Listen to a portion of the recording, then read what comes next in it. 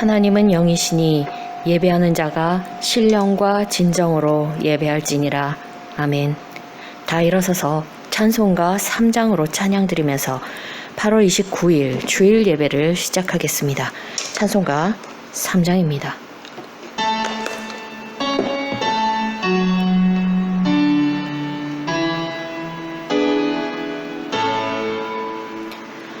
성부 성자와 성령 찬송과 영광 돌려 보내세. 태초로 지금까지 또 영원 무궁토록 성삼위께 영광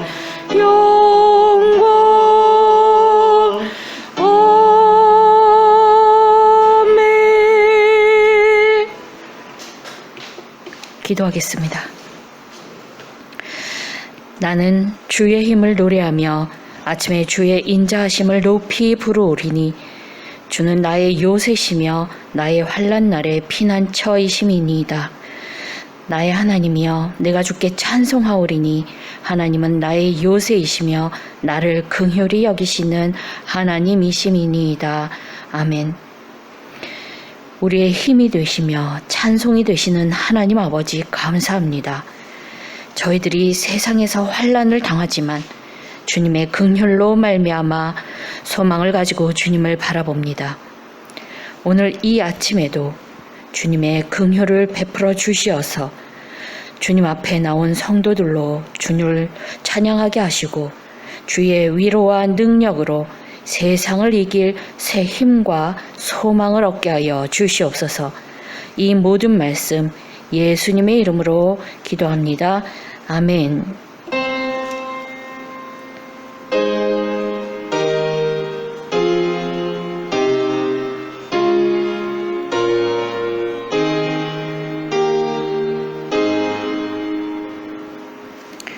찬송가 40장으로 주님을 찬양하겠습니다. 찬송가 40장입니다.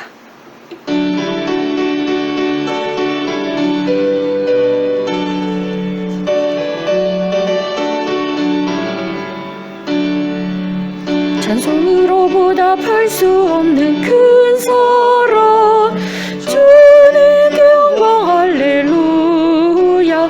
형제 자매 모두 함께 모여 찬송해 주님께 영광 할렐루야.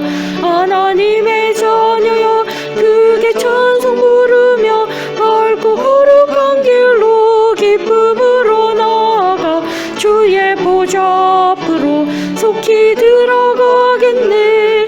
주님께 영광 할렐루야. 우리 받은 주님 은혜 한량 없도다. 주님께 영광 할렐루야. 기쁜 찬송 부르면서 천국 가겠네. 주님께 영광 할렐루야. 하나님의 자녀여, 크게 찬송 부르며 밝고 거룩한 길로 기쁨으로 나아가 주의 보좌 앞으로 속히 들어가겠네. 주님께 영광 할렐루야. 잠시 후에 우리 모두 주를 보겠네. 주님께 영광 할렐루야. 영광스러운 보좌 위에 거룩하신 주, 주님께 영광 할렐루야. 하나님의 자녀여, 크게 찬송 부르며 밝고 거룩한 길로 기쁨으로 나아가 주의 보좌 앞으로 속히 들어가겠네. 주님께 영광 할렐루야. 만국 백성 천국에서 소리 높여서 주님께 영광 할렐루야. 영원토록 주의 공로 찬양하겠네. 주님께 영광 할렐루야. 하나님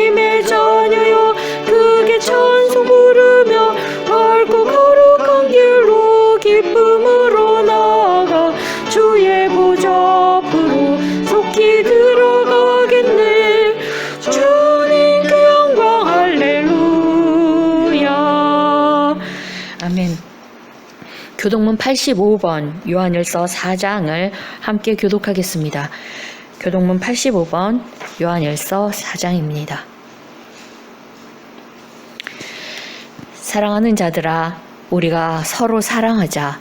사랑은 하나님께 속한 것이니 사랑하는 자마다 하나님으로부터 나서 하나님을 알고 사랑하지 아니하는 자는 하나님을 알지 못하나니 이는 하나님은 사랑이심이라. 하나님의 사랑이 우리에게 이렇게 나타난 바 되었으니 하나님이 자기의 독생자를 세상에 보내심은 그로 말미암아 우리를 살리려 하심이라. 사랑은 여기 있으니 우리가 하나님을 사랑한 것이 아니요 하나님이 우리를 사랑하사 우리 죄를 속하기 위하여 화목제물로 그 아들을 보내셨음이라. 사랑하는 자들아, 하나님이 이같이 우리를 사랑하셨은즉 우리도 서로 사랑하는 것이 마땅하도다. 어느 때나 하나님을 본 사람이 없으되 만일 우리가 서로 사랑하면 하나님이 우리 안에 거하시고 그의 사랑이 우리 안에 온전히 이루어지느니라. 아멘. 사도신경으로 우리의 신앙을 고백하겠습니다. 전능하사 천지를 만드신 하나님 아버지를 내가 믿사오며 그 외아들 우리 주 예수 그리스도를 믿사오니 이는 성령으로 잉태하사 동정녀 마리에게 나시고 본디오 빌라도에게 고난을 받으사 십자가에 못 박혀 죽으시고 장사한 지 사흘 만에 죽은 자 가운데서 다시 살아나시며 하늘에 오르사 전능하신 하나님 우편에 앉아 계시다가 저리로서 산 자와 죽은 자를 심판하러 오시리라. 성령을 믿사오며 거룩한 공예와 성도가 서로 교통하는 것과 죄를 사하여 주시는 것과 몸이 다시 사는 것과 영원히 사는 것을 믿사옵나이다. 아멘. 다 자리에 앉으셔서 헌금 봉헌하시면서 452장으로 주님께 찬양 드리겠습니다. 452장입니다.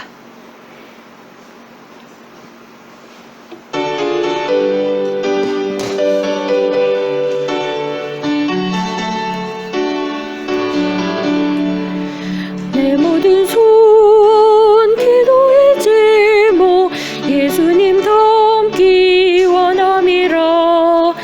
예수님 형상 너에게 위해 세상에 보았기 전에 예수님 닮기 내가 원하네. 날 구원하신 예수님을 내 마음속에 지금 고도사 주님의 형상 인치소서. 무한한 사랑 풍성한 긍휼 슬픈 자 위로하시는 주 길 잃은 죄인 부르는 예수 그 형상 닮게 없소서. 예수님 닮기 내가 원하네. 날 구원하신 예수님을 내 마음속에 지금 고도사 주님의 형상 인치소서. 겸손한 예수 거룩한 주님 월수의 멸시 참으시사 우리를 위해 고난을 받은 구주를 닮게 없소서. 예수님 닮기 내가 원하네. 날 구원하신 예수님 내 마음속에 지금 고도사 주님의 형상 인치소서. 아멘. 이 시간은 김정현 목사님께서 우리를 위하여 대표 기도해 주시겠습니다. 함께 기도하겠습니다. 사랑과 은혜가 풍성하신 하나님 아버지, 오늘 또 이렇게 함께 하나님 앞에 예배할 수 있게 해주신 것을 감사합니다. 아멘.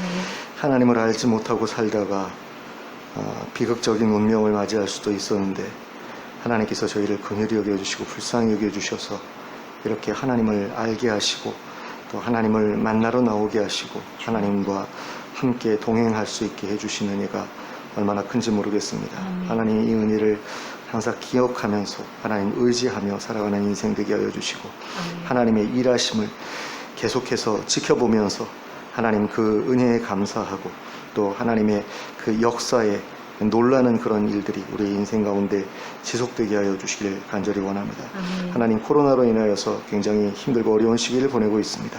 하나님, 백신 접종이 속히 마무리될 수 있도록 허락해 주시고 더 이상 코로나로 인한 환자들이 생겨나지 않을 수 있도록 은혜를 풀어주시길 원합니다. 하나님, 의료진들이 너무나 많은 고생을 하고 있습니다. 특별히 간호사분들이 너무 힘들어서 더 이상은 못하겠다라고 말할 정도까지 되었는데 하나님, 그분들을 기억해 주시고 하나님, 이 문제를 지혜롭게 해결할 수 있도록 은혜를 베풀어 주시옵소서. 하나님,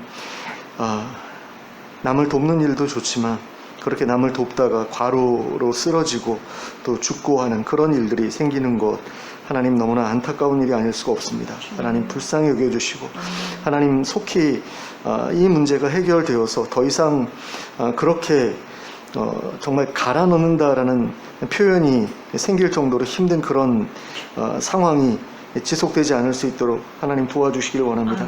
또 치료제도 속히 개발될 수 있도록 허락해 주시고 접종이 온전히 마무리되는 가운데 더 이상 변종이 또한 생기지 않을 수 있도록 주님 도와주시기를 원합니다.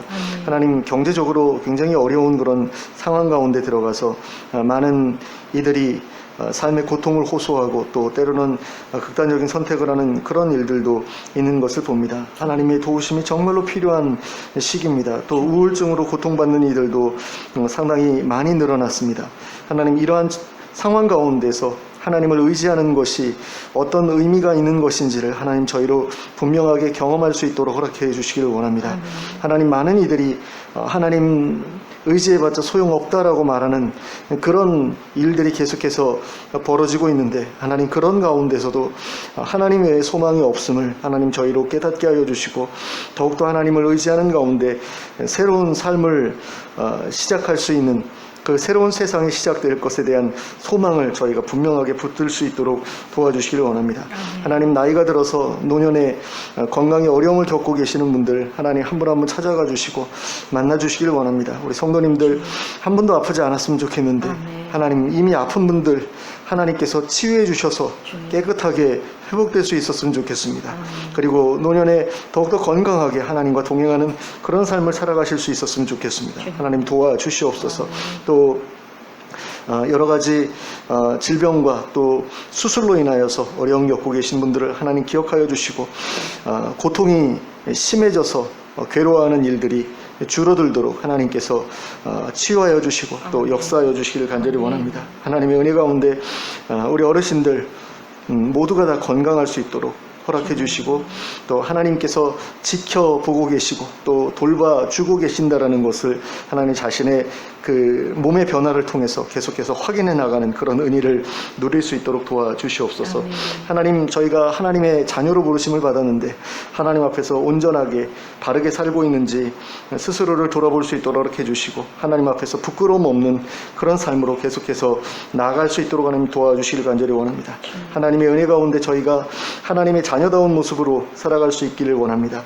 하나님, 조금도 변하지 않는 것처럼 보이지만 10년, 20년, 30년을 두고 볼 때에 우리가 얼마나 많은 변화를 겪어왔는지 하나님 스스로 돌아보면서 하나님과 동행해온 그 발자국이 하나님 얼마나 아름답게 나 있는지를 다시 한번 확인하는 그런 날이 될 수 있도록 도와주시옵소서.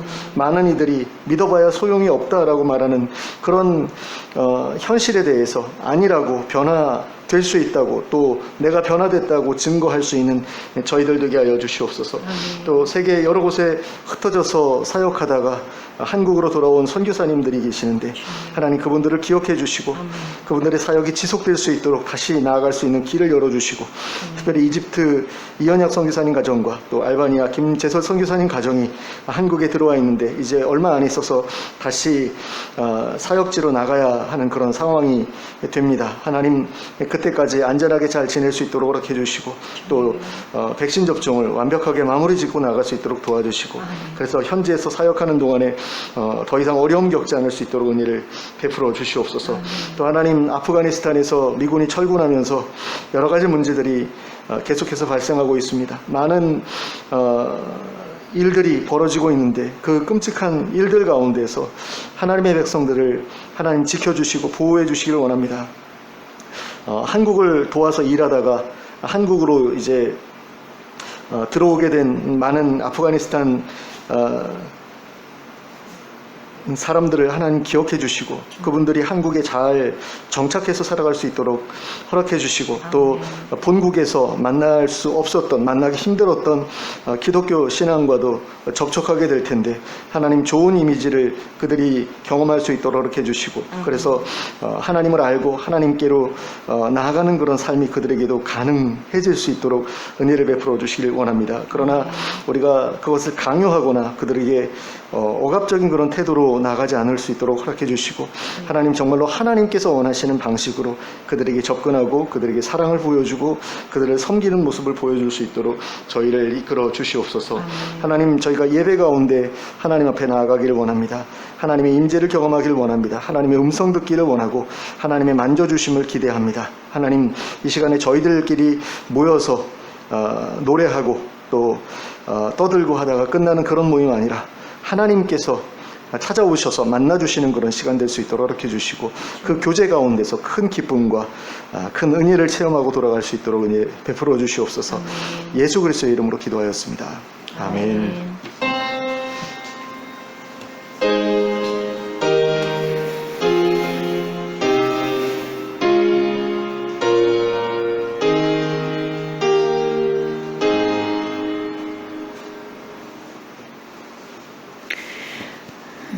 교회 소식을 말씀드립니다.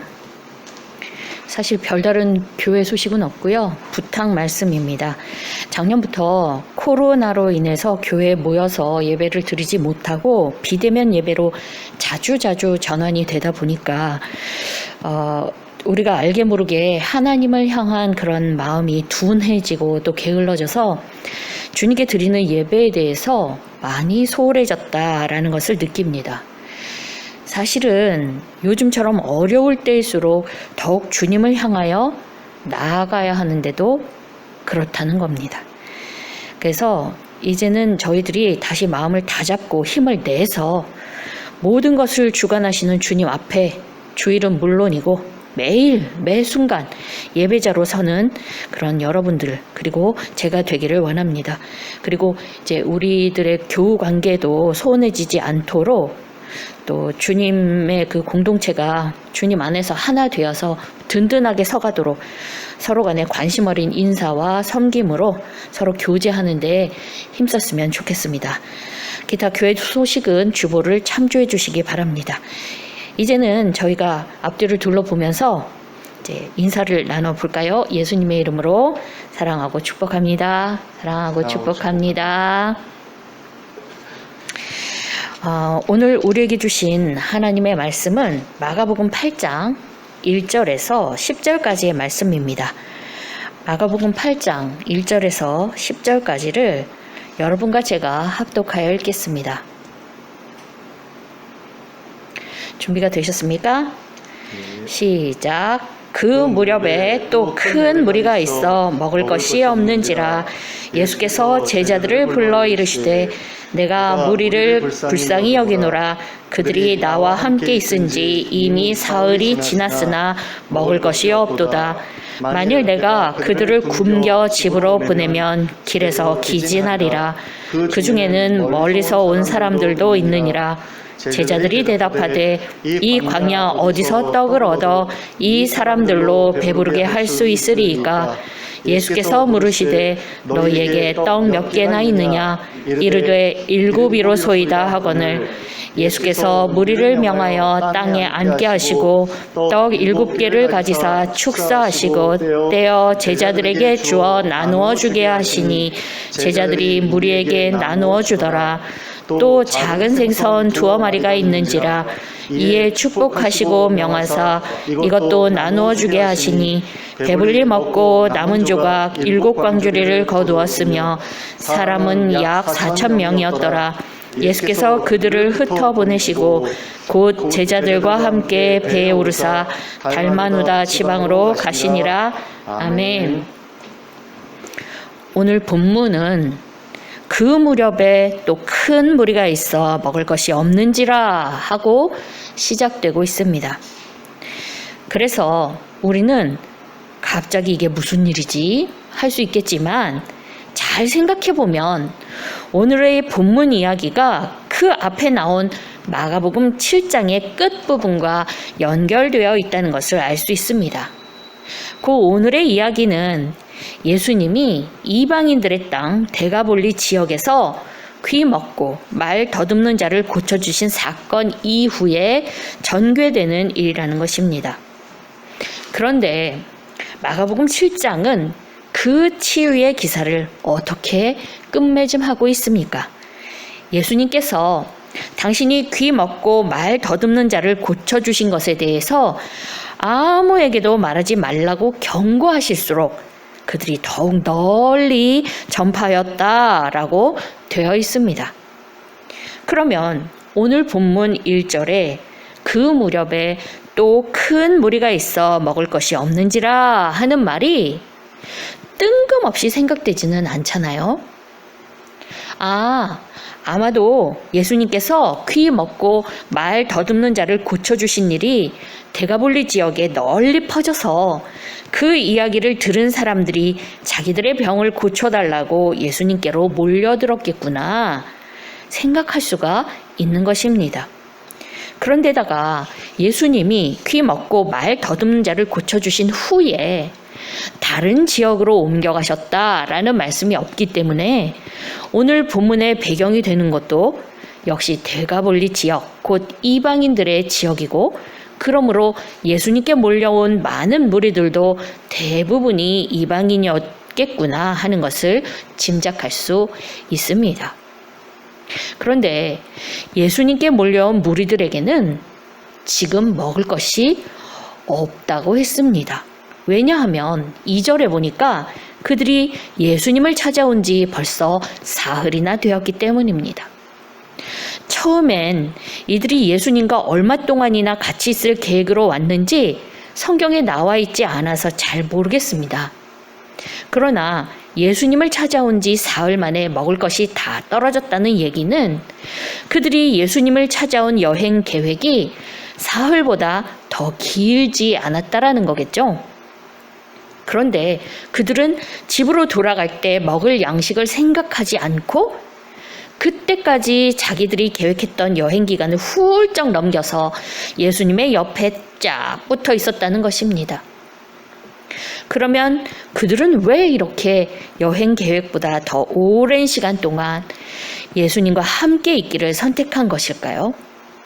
더군다나 지금 예수님이 그 무리들과 함께 계신 곳은 어떤 도시나 마을이 아니고 광야였기 때문에 집으로 돌아가는 길에 먹을 양식을 고려하지 않으면 안 되는 그런 환경이었다는 말입니다. 그런데도 그들은 이런 것들을 모두 아랑곳하지 않고 예수님과 함께 있기를 선택했다는 것입니다. 그렇다면 무엇이 이들을 예수님과 함께 있도록 한 걸까요? 그들의 여행 계획이나 먹을거리보다 더 크고 갈급한 이유가 있지 않았을까요?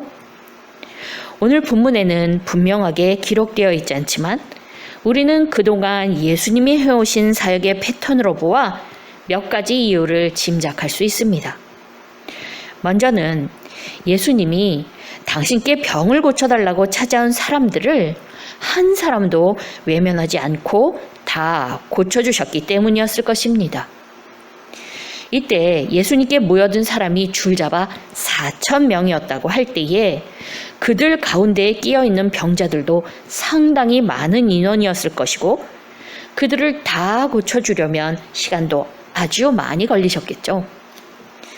그리고 두 번째는 예수님의 입으로 전파되는 하나님 나라의 복음이 그들의 심령에 파고들어서 새로운 소망과 위로와 힘을 주셨기 때문이었을 것이라 생각할 수 있습니다. 예수님께서 축사나 치유의 이적을 보여주신 것은 그 자체를 목적한 것이 아니었습니다. 언제나 예수님은 당신이 선포하신 하나님 나라의 복음이 진리임을 증명하시기 위하여 그와 같은 치유와 축사의 이적을 행하셨기 때문에 이때에도 예수님은 당신에게 모여든 무리들에게 말씀 선포 없이 그냥 치유와 축사의 이적을 행하시지는 않았을 것이다 라는 거죠. 그래서 처음에는 그 무리들이 예수님이 행하시는 치유와 축사를 목적으로 찾아왔을지라도 예수님이 선포하시는 하나님 나라의 복음을 듣고는 그 말씀에 매료가 돼서 집에 갈 양식을 챙기지 못할 만큼 오랜 시간 동안 집에 가는 것도 잊어버리고 예수님 옆에 함께 있게 되었다는 것입니다. 그럼으로써 그들은 예수님의 말씀을 통하여 육신의 치유나 양식과는 비교할 수 없을 만큼 본질적이고 시급했던 영적인 갈급함을 채우고 있었던 것입니다. 그런데 이제 예수님이 그 무리들을 향한 사역을 마무리하시고 집으로 돌려보내려고 하실 때에 예수님은 먹을 것이 하나 없이 멀리 집으로 돌아가야 하는 그들의 형편을 아시고 긍휼하게 여기셨습니다. 여기서 긍휼히 여긴다라는 헬러 단어는 그냥 좀 불쌍하게 느낀다 그런 정도가 아니라 내 안에 있는 창자가 끊어질 정도의 아픔으로 와닿는 그런 정도의 긍휼을 말합니다. 내 안에 있는 창자가 끊어질 듯한 아픔을 느낀다면 어떤 사람이 가만히 참고 있을 수 있겠습니까? 그래서 예수님은 그렇게 그 무리들을 불쌍히 여기셔서 그들을 그냥 집으로 돌려보내기를 원하지 않으셨습니다. 그 무리들의 가장 본질적이고 시급한 영적인 갈급함을 해결해 주신 예수님이 이번에는 무리들의 육적인 갈급함을 채워주시려는 것입니다. 예수님은 마태복음 6장 31절로부터 33절까지에서 이런 말씀하셨습니다. 그러므로 염려하여 이르기를 무엇을 먹을까, 무엇을 마실까, 무엇을 입을까 하지 말라. 이는 다 이방인들이 구하는 것이라. 너희 하늘 아버지께서 이 모든 것이 너희에게 있어야 할 줄을 아시느니라. 그런즉 너희는 먼저 그의 나라와 그의 의를 구하라. 그리하면 이 모든 것을 너희에게 더하시리라. 아멘. 이 말씀과 같이 우리 하나님은 이렇게 우리들의 영적인 필요에만 민감하신 분이 아니십니다. 사람을 만드신 하나님께서는 우리들에게 육신의 생명을 유지할 양식이 필요하다는 것을 잘 알고 계십니다. 우리가 처한 현실 문제에 대하여 관심을 가지고 그것을 해결해 주고 싶어 하시는 분이 우리 하나님이십니다. 더욱이 하나님 나라를 사모하며 말씀 듣는 일에 전념하던 사람들의 형편을 살피심에야 더 말해서 뭐 하겠습니까? 그래서 그 무리들 중에 누구 하나 예수님께 와서 집에 돌아갈 때 먹을 양식을 달라고 구하지 않았어도 예수님이 먼저 그들의 필요를 채워주시려고 하시는 것입니다. 그러므로 코로나로 인하여 더욱 어려워진 상황에 처해 있는 오늘 우리들도 하나님께서 우리의 형편을 알고 계시며 창자가 끊어질 정도의 긍휼함으로 해결해 주시려고 하신다는 것을 알고 또 믿어야만 합니다. 그래야만 우리는 이 어려운 상황 중에 당면한 여러 가지 현실 문제에 짓눌려서 하나님 바라보기를 그치지 않을 수 있습니다. 그래야 현실과 타협하지 않고 하나님 나라 백성답게 말씀에 순종하여 사는 일을 포기하지 않을 수 있습니다.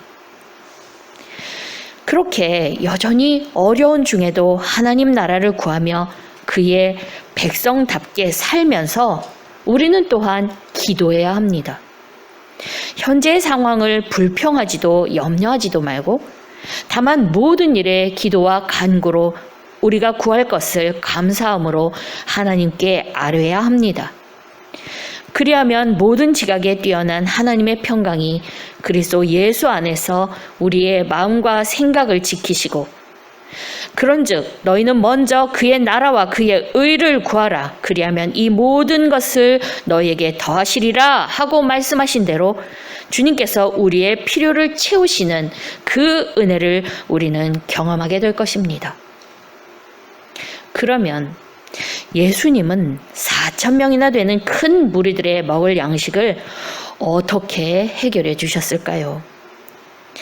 이 질문에 대하여 우리는 벌써 아주 인상적으로 기억된 장면을 떠올릴 수 있습니다.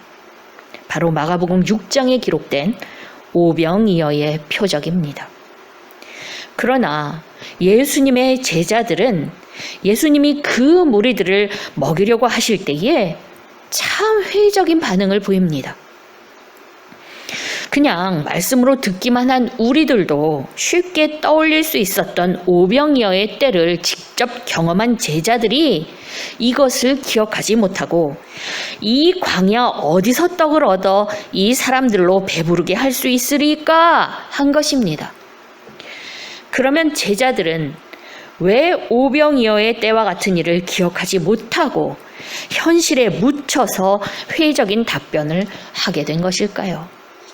그것은 이 제자들이 아직도 예수님이 누구시며 무엇을 위해 오신 분인가 하는 것을 제대로 깨닫지 못했기 때문입니다. 그들이 생각하는 메시아는 유대인들만을 위한 메시아, 로마로부터 유대를 독립시켜 부강할 나라를 이룰 메시아, 그래서 로마처럼 모든 이방 민족들을 짓밟고 지배하는 이스라엘 제국을 이룰 그런 메시아였다라는 것입니다. 그러니 그런 선입견에 사로잡혀 있는 이 제자들은 예수님이 벳세다 들녘에서 유대인들에게 베푸셨던 것과 똑같은 이적을 이방인들을 위해 베푸시리라는 생각을 전혀 할 수가 없었다라는 말입니다. 얼마 전부터 예수님이 두로와 시돈과 데가볼리에서 이방인들을 위한 말씀과 치유 사역을 하면서 여기 4,000명이 모여있는 이 광야까지 오셨는데도 제자들의 눈에 이방인은 여전히 구원에서 제외된 존재로 보였다는 것입니다. 그런데 예수님은 이러한 제자들을 꾸짖지 않으시고 조용히 그들에게 물으십니다. 너희에게 떡이 몇 개나 있느냐? 이에 제자들은 그들이 가지고 있던 떡 7개를 예수님께 드리고 또 작은 생선 2마리도 예수님께 갖다 드렸습니다. 예수님께서는 이 음식에 대하여 각각 감사 기도를 하신 후에 제자들을 통하여 무리들에게 나누어 주셨습니다. 그랬더니 그것으로 4,000명이 배불리 먹고 남은 조각이 7광줄이나 되었습니다.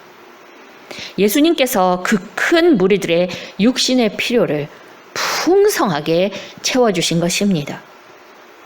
그런데 이것은 비단 그들의 배고픔을 해결한 것에만 의미가 있는 것은 아닙니다.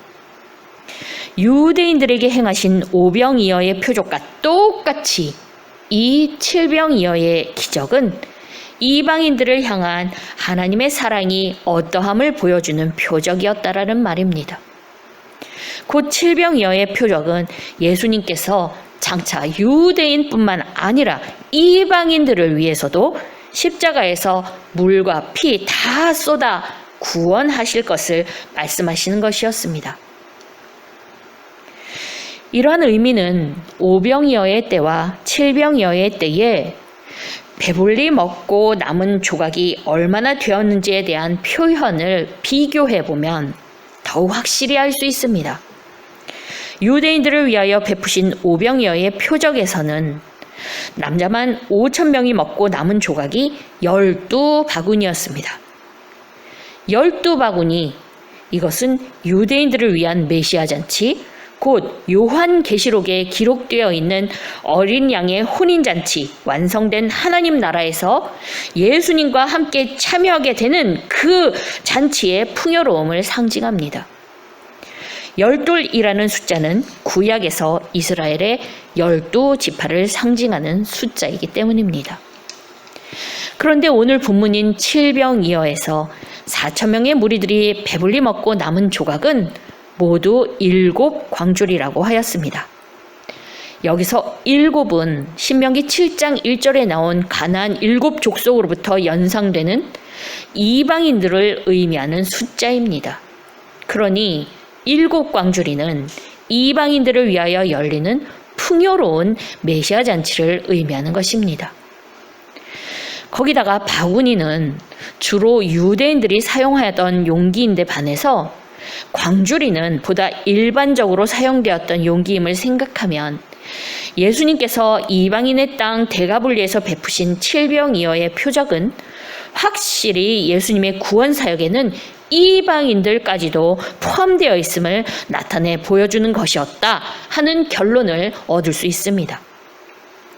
그러니까 칠병이어의 표적은 예수님께서 이방인들의 육신의 필요뿐만 아니라 영의 구원까지도 책임져 주시는 분이라는 것을 말씀하시는 표적이었습니다. 예수님의 긍휼은 육신의 필요를 넘어 영의 필요까지, 또 유대인을 넘어 이방인들에게까지 흘러 넘친다는 말입니다.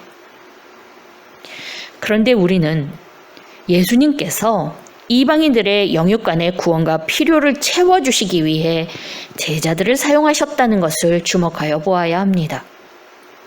그 12 제자들은 광야에 모여있는 이방인들의 무리에 비해서 터무니없이 적은 수의 사람들이었습니다.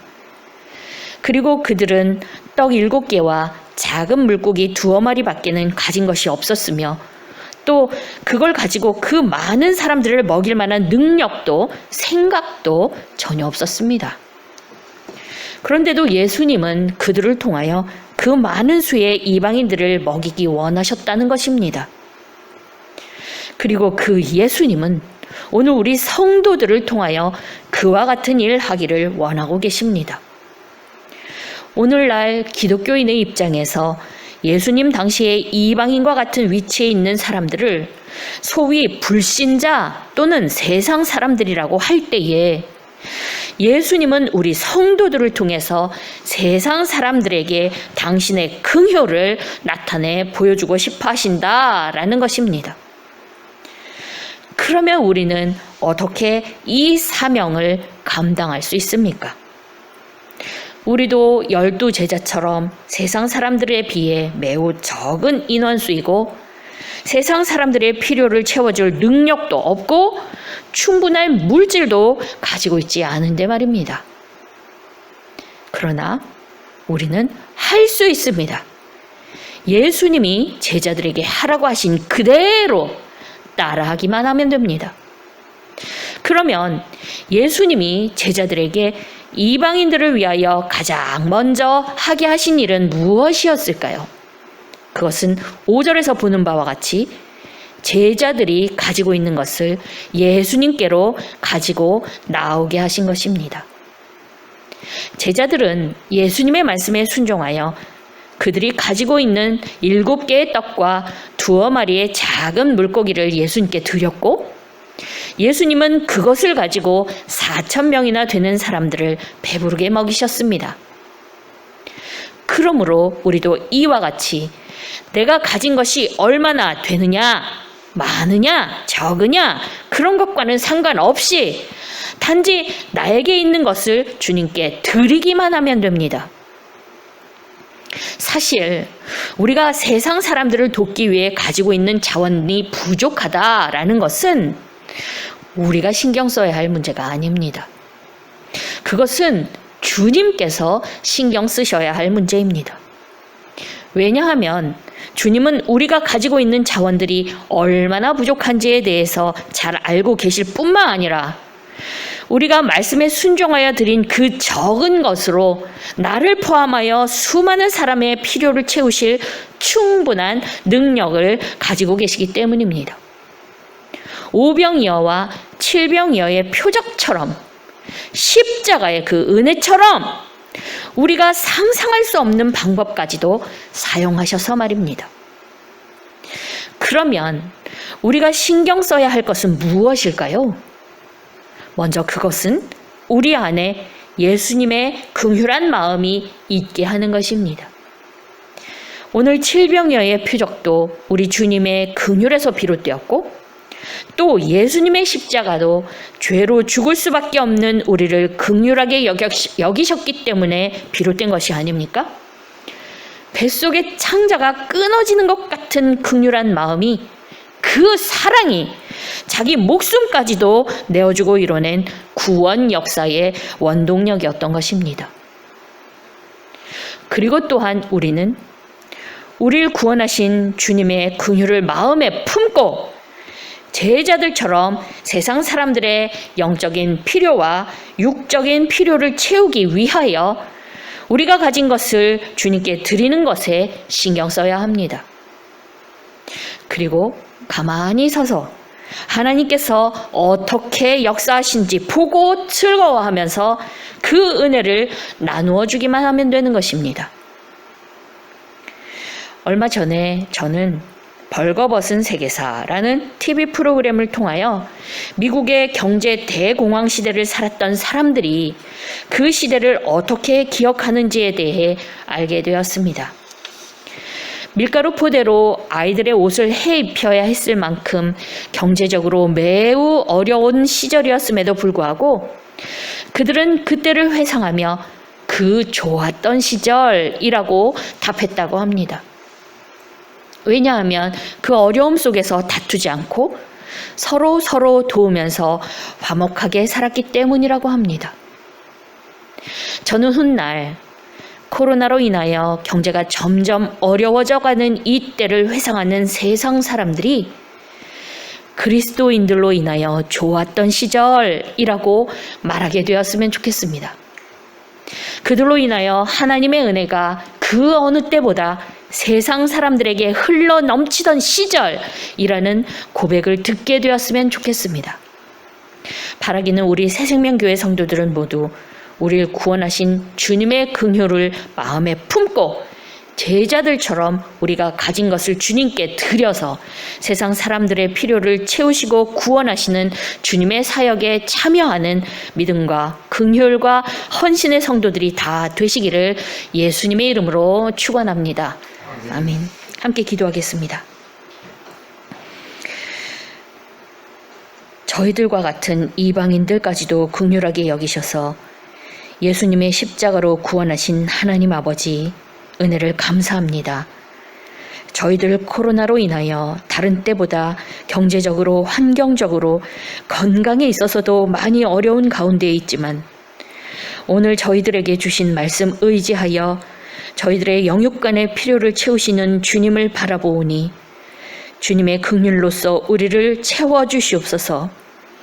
그리고 주님의 긍휼을 입은 저희들이 주님의 마음을 닮아 저희들이 가진 것을 주님께 드림으로써 더 많은 세상 사람들이 영육간의 필요를 채우게 하시며 훗날 세상 사람들이 저희들의 섬김으로 인하여 이 코로나 시대가 그럼에도 불구하고 좋았던 시절이라 말하게 하는 믿음과 섬김의 자녀들이 다 되게 하여 주시옵소서. 이 모든 말씀 예수님의 이름으로 기도합니다. 아멘. 이제 모두 일어나서 찬송가 384장으로 주님께 찬양 드리겠습니다. 찬송가 384장입니다.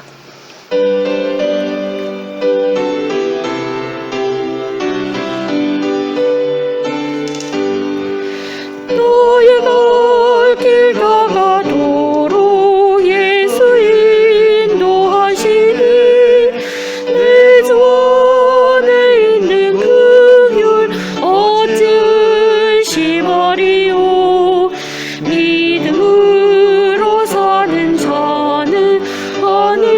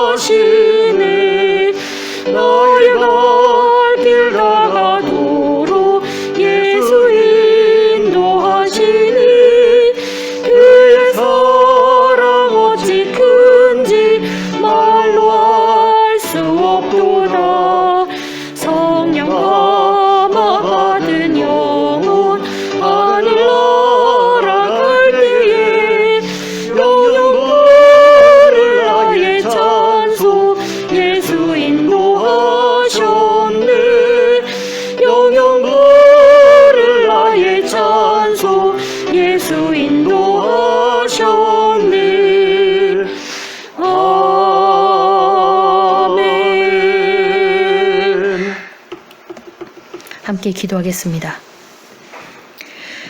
주 예수 그리스도의 은혜와 하나님 아버지의 극진하신 사랑하심과 성령의 교통하심이 우리를 구원하신 주님의 긍휼을 마음에 품고 제자들처럼 우리가 가진 것을 주님께 드려서 세상 사람들의 필요를 채우고 구원하시는 주님의 사역에 참여하기를 소원하는 모든 성도들과 그 가정과 나라 위에 함께 있을지어다. 아멘.